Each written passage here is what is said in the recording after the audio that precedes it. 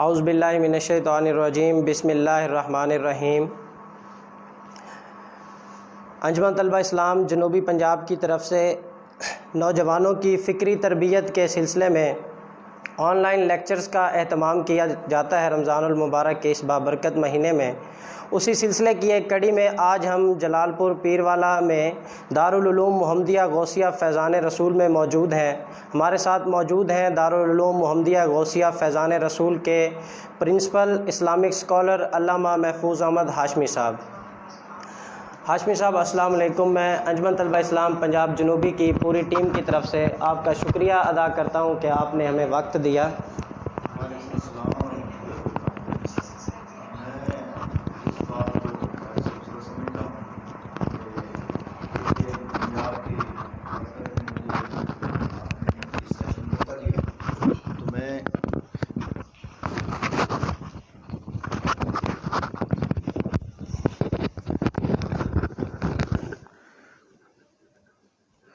تو میں جنوبی پنجاب کے ATI کے تمام اراکین کو مبارکباد پیش کرتا ہوں کہ انہوں نے رمضان مبارک میں ایک بہت اچھا سلسلہ شروع کیا ہے کہ اسلامی اور تاریخی حوالے سے معلومات آپ حضرات تک پہنچتی ہیں۔ تو میں اس بات پر شکر گزار ہوں کہ انہوں نے آج مجھے موقع عنایت کیا۔ جی ناظرین، جس طرح آپ کو موجود ہے، آپ کو معلوم ہے ماہ رمضان المبارک اپنی پوری آب و تاب کے ساتھ سایہ فگن ہے۔ یہ وہ ماہ مبارک ہے جو اپنے دامن میں کئی یادیں سمیٹے ہوئے ہے، جس میں ایک مارکہ غزوہ بدر کے نام سے ہے۔ یہ وہ مارکہ ہے کہ جس کا لرزہ آج بھی کفار کی قطاروں پہ طاری ہے۔ اس مارکے کے موضوع پر بات کرنا ہمارا مقصود ہے۔ آج ہمارے ساتھ موجود ہے اس موضوع پر بات کرنے کے لیے اسلامک اسکالر علامہ محفوظ احمد ہاشمی صاحب، جو کہ پرنسپل ہیں دارالعلوم محمدیہ غوثیہ فیضان رسول کے۔ تو ہم اپنی گفتگو کا سلسلہ آگے بڑھائیں گے اور غزوہ بدر کے حوالے سے جاننے کے لیے میں سب سے پہلا سوال کروں گا قبلہ ہاشمی صاحب سے کہ ہمارے سامعین کو بتائیے کہ غزوہ بدر کب اور کہاں پیش آیا؟ الحمدللہ رب العالمین والعاقبۃ للمتقین والصلاۃ والسلام علی سید الانبیاء والمرسلین، اما بعد فاعوذ باللہ من الشیطان الرجیم، بسم اللہ الرحمن الرحیم۔ قال اللہ تبارک و تعالی فی القرآن المجید والفرقان الحمید، لقد ناصرکم اللہ بدر وانتم اذلہ فاتقوا اللہ لعلکم تشکرون۔ محترم، غزوہ بدر ایک تاریخی مارکہ ہے جو اسلام اور کفر کے درمیان فرق کرنے والا، جس کو قرآن پاک میں اللہ تعالیٰ نے یوم الفرقان کے نام سے یاد کیا۔ یہ مارکہ اسی مبارک مہینے رمضان شریف کی 17 تاریخ کو اور سن 2 ہجری تھا، یعنی 2 ہجری 17 رمضان مبارک کو یہ مارکہ پیش آیا۔ اور یہ مارکہ کہاں پہ پیش آیا ہاشمی صاحب؟ یہ مارکہ جیسا کہ اپنے نام سے مشہور ہے کہ غزوہ بدر، تو بدر جو ہے وہ ایک کنویں کا نام ہے جو مکہ اور مدینہ کے درمیان واقع جگہ ہے، کہ اس کنویں کے پاس ہی یہ مارکہ ہوا تھا۔ اس وجہ سے اس کو واقع بدر بھی کہا جاتا ہے، غزوہ بدر سے بھی یاد کیا جاتا ہے۔ تو یہ بدر کے مقام پر واقع ہوا تھا، اسی وجہ سے اس کو غزوہ بدر کا نام دیا گیا ہے۔ جی سامعین، آپ سن رہے تھے قبلہ ہاشمی صاحب نے آپ کو بتایا کہ غزوہ بدر کب اور کہاں پیش آیا۔ یقیناً جب کسی بھی غزوے کی بات آتی ہے، کسی بھی جنگ کی بات آتی ہے، تو سب سے پہلا سوال جو ہمارے ذہن میں آتا ہے وہ یہ ہوتا ہے کہ یہ غزوہ کیوں پیش آیا، اس کی وجہ کیا تھی۔ آج یہ ہم جانیں گے قبلہ ہاشمی صاحب سے کہ یہ غزوہ کیوں پیش آیا۔ اس غزوہ کے اسباب اور پس منظر میں کافی چیزیں ہیں، اور سب سے جو اہم چیز ہے کہ کئی سالوں سے مسلمان کفار کے ہاتھوں کئی قسم کی ذلتیں برداشت کر رہے تھے، اور کفار ہر موقع پر مسلمانوں کو ستاتے تھے، تنگ کرتے تھے، کوئی تنگ کرنے کا موقع ہاتھ سے جانے نہیں دیتے تھے۔ تو انہی ریشہ دوانیوں کا سلسلہ بڑھتا رہا۔ تو پھر جو ہے وہ جب ہجرت کر کے مسلمان مدینہ پاک میں آ گئے، تو پھر مسلمانوں نے سمجھا شاید اب ہمارا جو ہے وہ ظلم و ستم کا دور ختم ہو گیا، اب ہم اپنے سکون کے ساتھ یہاں اپنے رب کی بات کر سکیں گے۔ لیکن کفار کو ان کا یہاں مدینہ میں خوش، اور مدینہ میں انہوں نے جو ہے مسلمانوں کی ترقی کو دیکھ کے مسلمانوں کے خلاف جو ہیں وہ سازشیں شروع کر دیں اور مسلمانوں کے اس زور کو اور اس غلبے کو کمزور کرنے کے لیے طرح طرح کے وہ پلاننگ کرتے رہے، اور جس کی وجہ سے پھر انہوں نے مسلمانوں کو کئی اب جو ہے وہ وہاں کے منافقین کے ذریعے بھی اور طرح طرح کے اپنے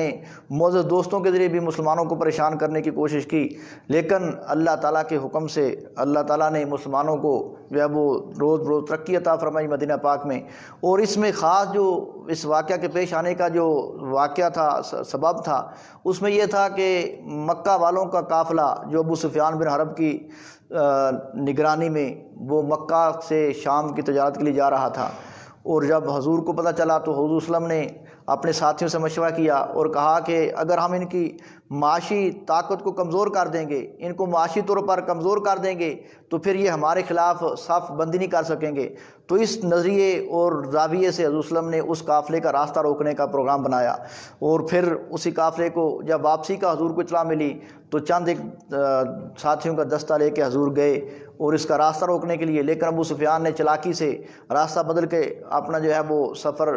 جاری رکھا اور وہ امن و سلامتی کے ساتھ مکہ پہنچ گیا۔ تو پھر اس دوران جو ہے وہ ایک جو ہے وہ عمر بن حضرمی جو ہے وہ قتل ہو گیا مسلمانوں کے ہاتھوں سے، جس کی وجہ سے کفار جو ہیں وہ اس کا انتقام لینے، بدلہ لینے کے لیے مسلمانوں سے جو ہے وہ صف آرا ہونا چاہتے تھے اور جنگ بندی کرنا چاہتے تھے۔ اور اس دوران یہ بھی بات ان کو کفار کو پہنچ گئی کہ مسلمان جو ہے ہمارے قافلے کا راستہ روک رہے ہیں، تو وہ بہت بڑا لشکر لے کے مدینہ پر حملہ کرنے لگے۔ تو مدینہ پر حملہ کرنے کے ارادے سے آئے، لیکن راستے میں ان کو خبر پہنچ گئی کہ اب وہ قافلہ امن سے پہنچ گیا ہے۔ اس کے باوجود ابو جہل نے ان کو جو ہے اس بات پر جو ہے وہ مجبور کیا کہ ہم ضرور مسلمانوں کے ساتھ جو ہے وہ فیصلہ کن جنگ کر کے آئیں گے۔ تو اس وجہ سے پھر جب وہ کفار کا لشکر بڑھا تو حضور نے بھی لامحالہ دفاعی طور پر جو ہے اپنا لشکر تیار کیا، اس وجہ سے یہ معرکہ پیش آیا۔ جی ناظرین، جس طرح آپ سن رہے تھے کہ ابو سفیان کا جو تجارتی قافلہ جا رہا تھا اس کی حفاظت کے لیے ابو جہل وہ لشکر لے کر آیا اس اپنے تجارتی قافلے کو بچانے کے لیے، لیکن راستے میں ہی اسے یہ معلوم ہو گیا تھا کہ ہمارا جو تجارتی قافلہ تھا وہ راستہ تبدیل کر کے بچ نکلا ہے، لیکن پھر بھی اسے گھمنڈ تھا، اسے غرور تھا کہ وہ آج مسلمانوں کے ساتھ جنگ کرے گا، کیونکہ اقتدار کا نشہ ہوتا ہے، اور اس اقتدار کے نشے نے اسے جنگ کرنے پر آمادہ کیا، اور اس نے مسلمانوں کی قلیل تعداد کے ساتھ اب جنگ کے لیے وہاں میدان بدر میں پہنچا۔ تو اللہ تعالیٰ نے اس حق و باطل کے معرکہ میں مسلمانوں کو جس طرح نصرت سے کامیاب کیا، جس طرح اللہ تعالیٰ کی مدد شامل آ رہی تھی۔ تو غزوہ بدر کے حوالے سے مزید جانیں گے، میں اگلے سوال کی طرف بڑھوں گا۔ قبلہ ہاشمی صاحب اس حوالے سے ہمیں بریف کریں گے کہ غزوہ بدر میں صحابہ کرام کی تعداد کتنی تھی اور مشرکین مکہ جو تھے کفار مکہ ان کی تعداد کیا تھی؟ غزوہ بدر میں کیونکہ کفار جو ہیں وہ عملی طور پر اپنے نظام کے مطابق مسلمانوں کا قلع کما کرنے کے لیے بڑی تیاری کے ساتھ آئے تھے، بڑے تمطراق کے ساتھ آ رہے تھے، تو ان کا لشکر تقریباً 1000 افراد پر مشتمل تھا، اور 100 گھوڑے اور 700 اونٹ کے قریب ان کے پاس جو ہے وہ جانور تھے، اور بے شمار ساز و سامان تھا۔ لیکن مسلمانوں کے پاس صرف 2 گھوڑے، 70 اونٹ اور چند ایک جو ساز و سامان تلواریں وغیرہ تھیں، اور مسلمانوں کی تعداد 313 تھی۔ ان میں سے 60 مہاجرین تھے، باقی جو انصار صحابی تھے، اور یہ تھوڑی سی قلیل سی جماعت جو بیس رسمانی کے عالم میں اتنے بڑے لشکر جرار کے مقابلے میں صف آرا ہوئی، تو یقیناً یہ اللہ تعالیٰ کی تائید اور مدد کے ساتھ ہی اللہ تعالیٰ نے مسلمانوں کو فتح عطا فرمائی، جس کا اللہ نے ذکر فرمایا لقد ناصرکم اللہ بدر وانتم اذلہ، کہ یقیناً اللہ تعالیٰ نے تمہاری بدر کے میدان میں مدد کی جب کہ تم بہت تھوڑے تھے۔ تو اللہ تعالیٰ کی مدد کے ساتھ اور پرخلوص مجاہدین کے اس جو ہے وہ لشکر نے خلوص اور للہیت کے ساتھ جس جذبہ ایمانی اور شوق شہادت کے ساتھ یہ جنگ لڑی، قلیل تعداد میں جو ہے وہ اتنے بڑے لشکر پر جو ہے وہ فتح حاصل کر کے ایک آنے والی دنیا کے لیے، قیامت تک کے لیے عمدہ مثال قائم کر دی، اور اس کی وجہ سے پھر وہ کفار جو ہیں وہ اتنے زیر ہوئے کہ پھر دوبارہ ان کو کبھی بھی مسلمانوں کے خلاف صف آرا نہ ہو سکے۔ جی بالکل ناظرین، آپ سن رہے ہیں ہاشمی صاحب ماشاءاللہ بہت ہی عمدہ گفتگو فرما رہے ہیں بدر کے حوالے سے۔ تو جب ابو سفیان کا تجارتی قافلہ بچ نکلا اور مسلمانوں کو یہ خبر پہنچی کہ ابو جہل جو ہے وہ اب ہم پر حملہ کر رہا ہے، جنگ طاری کر رہا ہے، وہ جنگ کرنا چاہتا ہے، تو اس وقت جو حضور صلی اللہ علیہ وآلہ وسلم نے صحابہ کرام سے مشورہ کیا کہ اب ہم پر جنگ مسلط ہونے والی ہے، تو آپ کا جنگ کے حوالے سے کیا فیڈ بیک ہے، آپ کی کیا رائے ہے؟ تو اس ہاشمی صاحب یہ بتائیے گا اس وقت جو صحابہ کرام کا عشق رسول تھا یا دین کے لیے جذبہ اثار تھا، جذبہ قربانی، اس حوالے سے ہمارے طلبہ کو بتائیے گا کہ اس وقت جو صحابہ کرام نے عشق کی عمدہ مثالیں قائم کی، اس حوالے سے آپ کیا کہتے ہیں؟ صحابہ کرام کا اس موقع پر جو جوش شہادت تھا، جذبہ تھا، جو حضور کی تابعداری اتباع کا جو عملی نمونہ تھا، وہ ہم مسلمانوں کے لیے قابل تقلید ہے کہ جب حضور صلی اللہ علیہ وسلم نے صحابہ سے مشورہ لیا کہ وہ اتنا بڑا لشکر لے کے آ رہے ہیں، ہم تعداد میں تھوڑے ہیں، تو ہمیں کیا کرنا چاہیے، تو حضرت صدیق اکبر، عمر فاروق جیسی جید ہستیوں نے کہا کہ ہم جو ہیں وہ جان ساری کے ساتھ ان کا مقابلہ کریں گے، جو مردی کے ساتھ ان کا مقابلہ کریں گے۔ تو پھر حضور نے دوبارہ جو ہے اپنے اس بات کو دہرایا، تو انصار نے سمجھا شاید آپ ہماری رائے لینا چاہتے ہیں، تو حضرت سعد بن معاذ نے کہا کہ آپ جہاں ہمیں اترنے کا حکم دیں گے ہم وہاں اتریں گے، آپ جو ہے وہ جہاں تک جائیں گے ہم آپ کے ساتھ جائیں گے۔ اور پھر مقداد رضی اللہ تعالیٰ نے جو کہا کہ یا رسول اللہ کہ ہم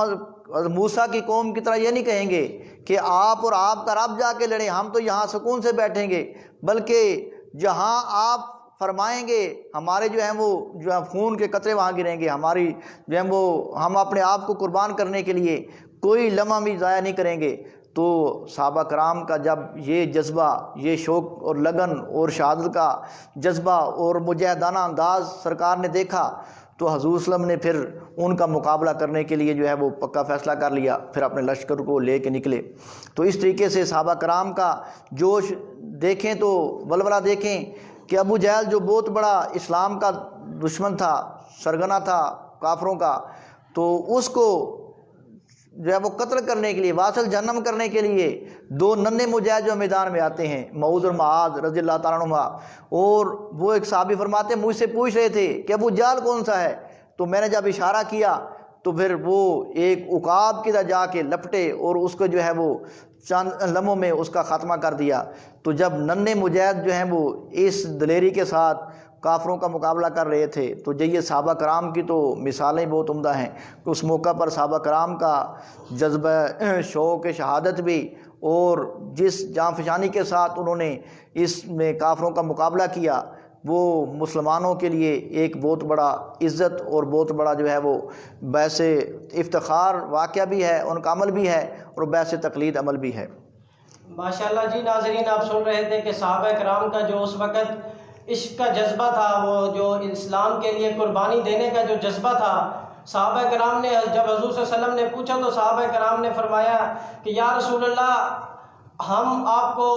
اس کو پچھلی قوموں کی طرح ہم نہیں کہیں گے کہ آپ جانے اور آپ کا رب جانے،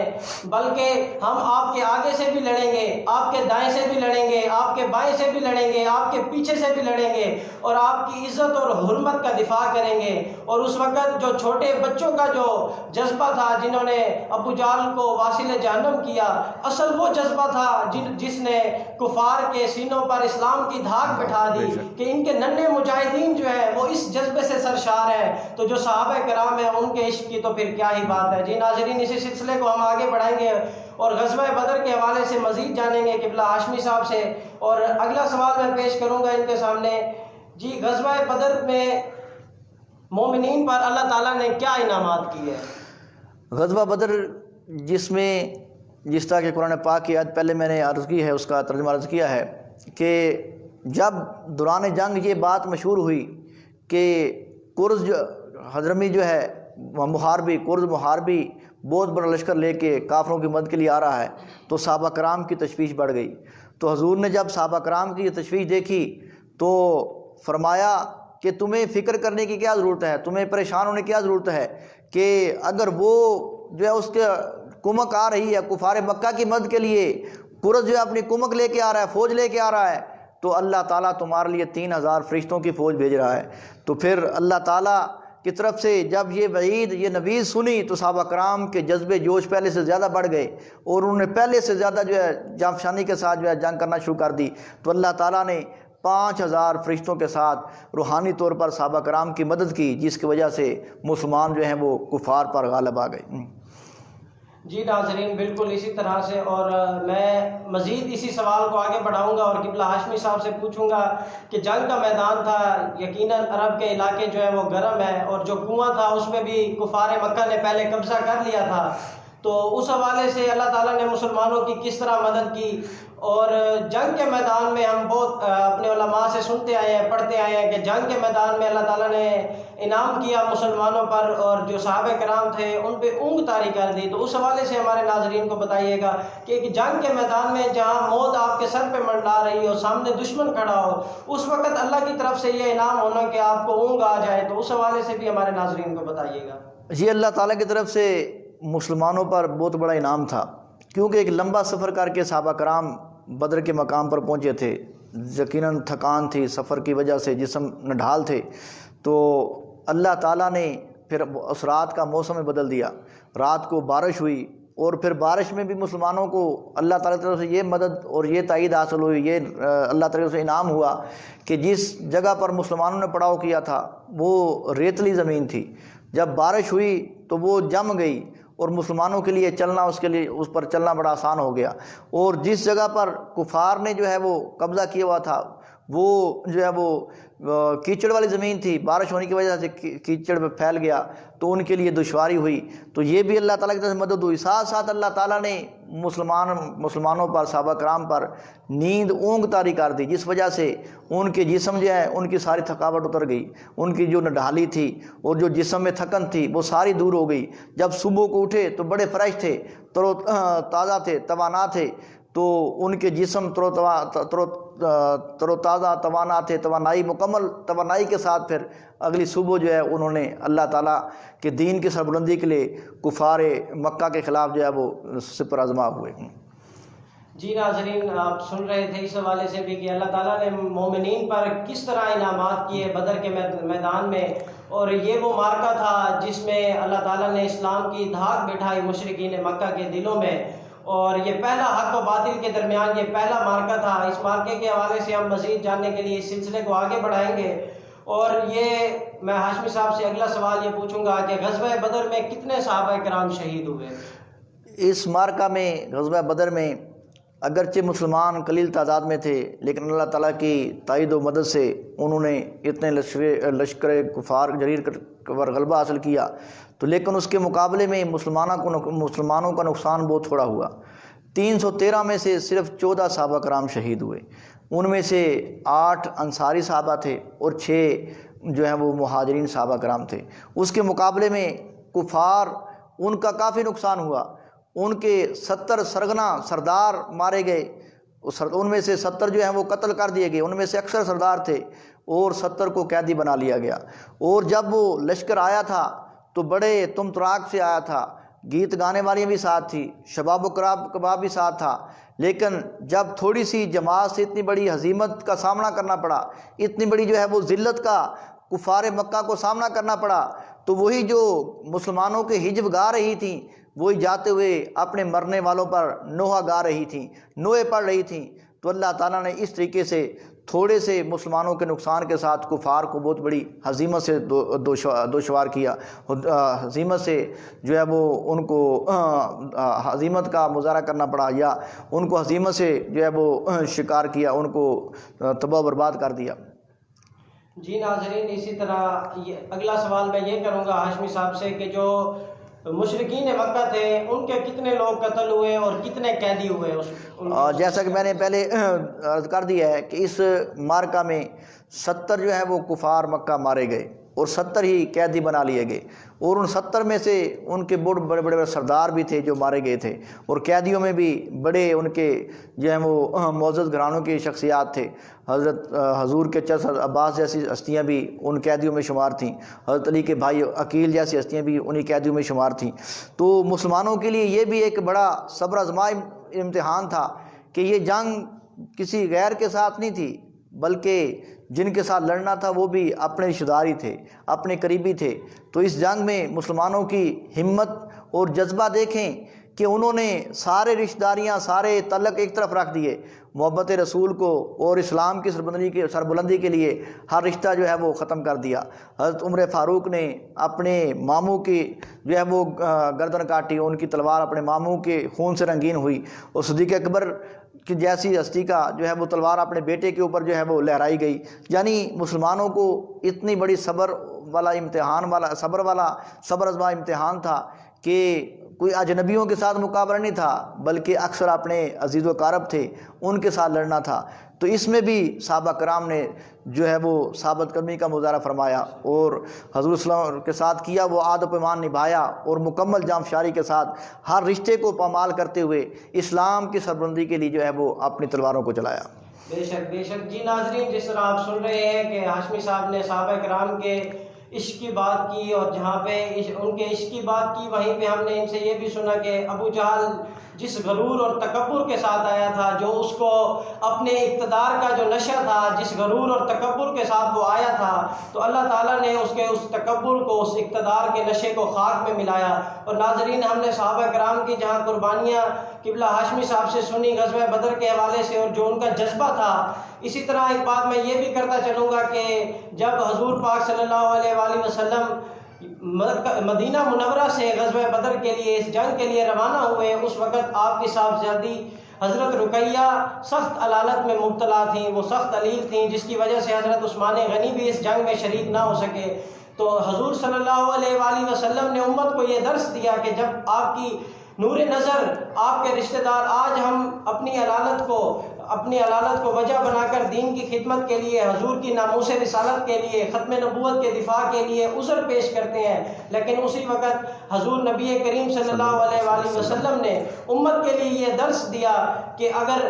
دین کے لیے آپ کو میدان عمل میں جانا پڑے، اور اس وقت آپ کے عزیز و اقارب، قریبی عزیز و اقارب اگر بستر علالت پر بھی ہوں، پھر بھی آپ کو دین کی سر بلندی کے لیے میدان میں چلے جانا چاہیے۔ تو اس وقت حضرت رقیہ، حضور کی نور نظر، حضور کی صاحبزادی اس وقت سخت علالت میں مبتلا تھیں۔ حضور نے ان کو تنہا چھوڑ کر، حضرت عثمان غنی بھی اس وجہ سے جنگ میں شریک نہ ہوئے، حضور میدان جنگ کے لیے روانہ ہوئے۔ اور یقیناً یہ ہمارے لیے، حضور نے تاریخ میں یہ ہمارے لیے رہنمائی ہے کہ اگر ہمیں بھی اس طرح کے قربانی دینی پڑے دین کے لیے تو ہم اس سے دریغ نہ کریں۔ اس سلسلے کو میں آگے بڑھاتے ہوئے اگلے سوال کی طرف بڑھوں گا، اور ہاشمی صاحب سے قبلہ سے یہ پوچھوں گا کہ غزوہ بدر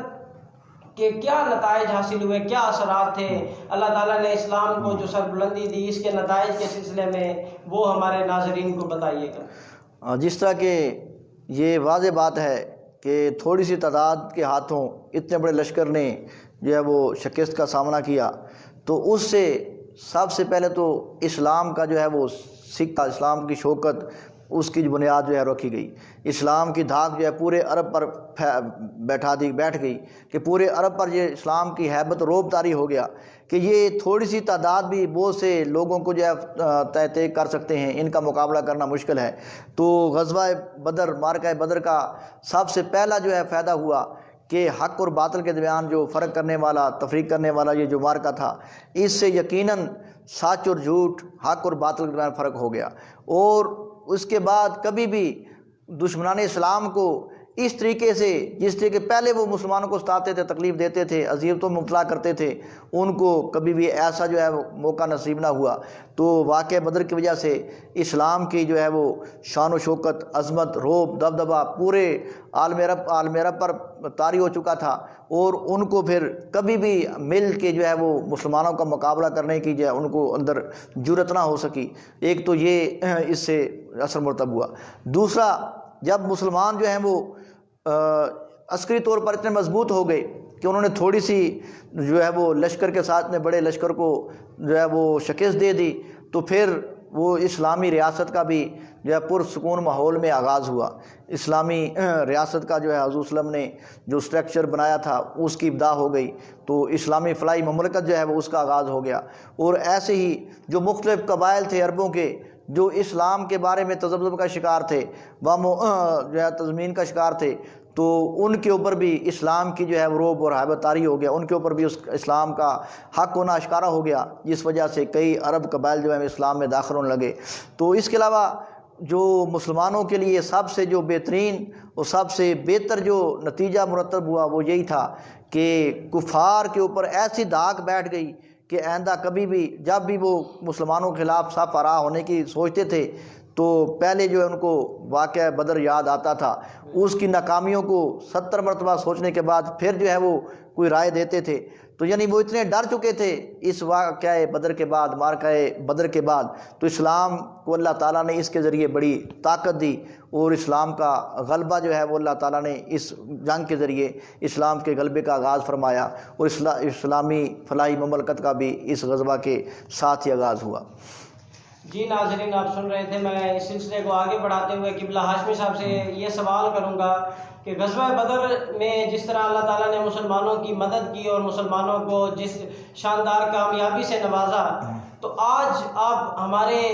مسلمانوں کو کیا پیغام دیتے ہیں؟ غزوہ بدر سے ہمیں کیا سبق ملتا ہے؟ اور کشمیر کے حوالے سے، فلسطین کے حوالے سے جس طرح آج مسلمانوں کی جو حالت ہے وہاں پہ، اس سے ہم سب بخوبی واقف ہیں، تو اس سلسلے میں غزوہ بدر سے ہمیں کیا سبق ملتا ہے کہ ہمیں کیا کرنا چاہیے کشمیر کے معاملے میں یا فلسطین کے معاملے میں؟ اسی طرح پوری دنیا میں مسلمان جس طرح مظالم کا شکار ہے، تو اس حوالے سے ہمیں غزوہ بدر سے کیا سبق ملتا ہے؟ غزوہ بدر کے اگر ہم اثرات کو دیکھیں، اس کے نتائج کو دیکھیں، سارے واقعات کو دیکھیں، تو مسلمان حکمرانوں کے لیے ایک لمحہ فکریہ ہے کہ حضور سرور عالم صلی اللہ علیہ وسلم انہوں نے تھوڑی سی تعداد کو جو ہے وہ اگنور نہیں کیا، تھوڑی سی تعداد کو بھی